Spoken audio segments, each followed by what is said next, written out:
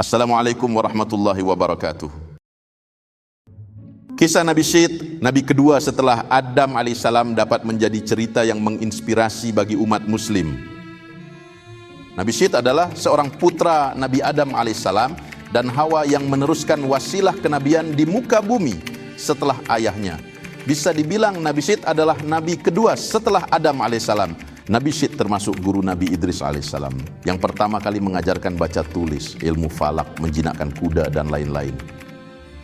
Dalam kitab Qasas Al-Anbiya sebagaimana diceritakan Salim Umar Alatas disebutkan, Nabi Adam sempat menderita sakit selama 11 hari sebelum wafat. Saat masih sakit, Nabi Adam berwasiat kepada Syed untuk meneruskan wasilah kenabian.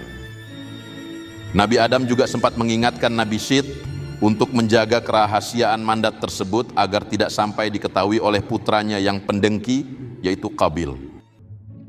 Menurut Ibnu Abbas, Nabi Syed dilahirkan ketika Nabi Adam berusia 930 tahun.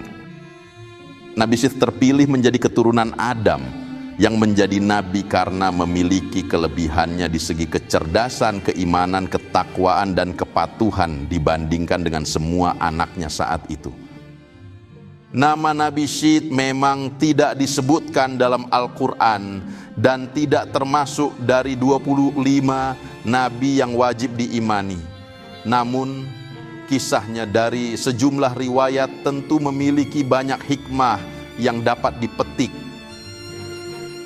Kisah tentang Nabi Syed alaihi salam salah satunya terdapat dalam Qasas Al-Anbiya dan disebutkan bahwa ia menerima perintah dari Allah Subhanahu wa taala dalam 50 suhuf, mendapat perintah memerangi Qabil. Kisah awal kelahiran Nabi Syed sendiri memang bermula dari peristiwa pembunuhan Qabil terhadap Habil.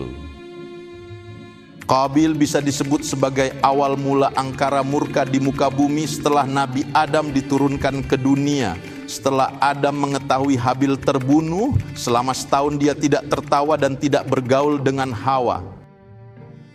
Maka Allah berfirman kepadanya, "Hai Adam, sampai kapan tangisan dan kesedihan ini? Sesungguhnya aku akan memberikan pengganti dari anak itu untukmu dengan anak yang terpercaya dan akan menjadi nabi. Dan dari keturunannya akan kujadikan para nabi hingga hari kiamat. Tandanya adalah dia akan dilahirkan sendirian, tidak mempunyai saudara sekandung. Kandungannya tidak terasa berat dan dia melahirkannya tanpa dengan susah payah." Hawa melahirkan Syed beberapa tahun setelah terjadinya pembunuhan Habil oleh saudaranya sendiri, yaitu Qabil. Sebelum Nabi Adam wafat, Nabi Syed menerima beberapa wasiat dari ayahnya, termasuk perintah untuk memerangi Qabil yang durjana. Nabi Adam memberitahukan Syed tentang akan terjadinya topan dan kehancuran alam. Selain itu diajarkan pula kepadanya tentang waktu-waktu ibadah dalam sehari semalam. Dikeluarkan juga seutas tali dari sutra yang memuat gambaran tentang para nabi dan orang-orang yang akan menguasai dunia. Tali tersebut diturunkan kepada Adam dari surga dan diberikannya kepada Syed untuk dilipat dan disimpan di dalam tabut sejenis peti yang harus terkunci. Nabi Adam lalu mencabut beberapa lembar rambut dari janggutnya dan meletakkannya ke dalam tabut sambil berkata, "Hai anakku, ambillah rambut-rambut ini dan bawalah bersamamu ketika menghadapi urusan yang penting. Rambut-rambut ini akan membantumu mengalahkan musuh selama masih ada bersamamu. Apabila engkau melihat rambut-rambut tersebut memutih, maka ketahuilah bahwa ajalmu telah dekat dan engkau akan meninggal pada tahun itu." Kemudian Nabi Adam mencopot cincinnya dan memberikannya kepada Syed serta menyerahkan tabut dan suhuf yang telah diturunkan kepadanya. Adam berkata, "Wahai anakku, perangilah saudaramu Qabil. Sesungguhnya Allah akan menolongmu untuk mengalahkannya." Demikianlah wasiat terakhir yang disampaikan oleh Adam kepada anaknya, Nabi Syed.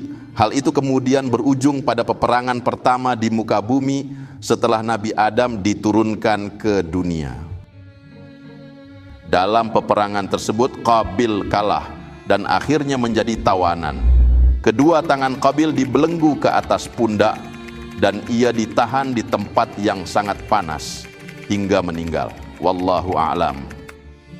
Demikianlah kisah yang penuh hikmah mengajarkan kita tentang nilai-nilai yang abadi, memandu kita untuk menjalani kehidupan dengan kesucian hati dan ketulusan dalam beribadah kepada Allah. Akhir kata saya ucapkan terima kasih. Wassalamualaikum warahmatullahi wabarakatuh.